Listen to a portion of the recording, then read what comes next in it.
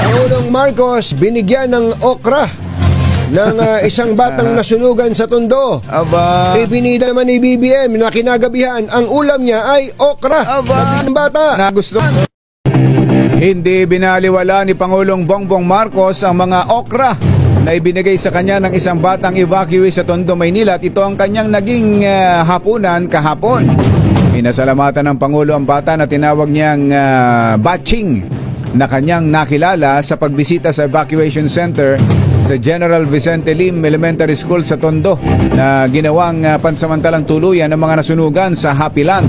Sa kanyang FB post, ibinida ng Pangulo ang larawan na habang yakap ang bata. Ito pala. Yan yung nagbigay ng okra. Yung maliit na yun? Dala-dala niya. Dalawang magkapatid pala. Dalawang bata.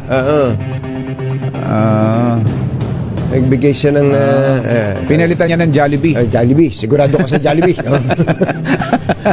Sabi ni Kevin Tan, uy, McDo yan.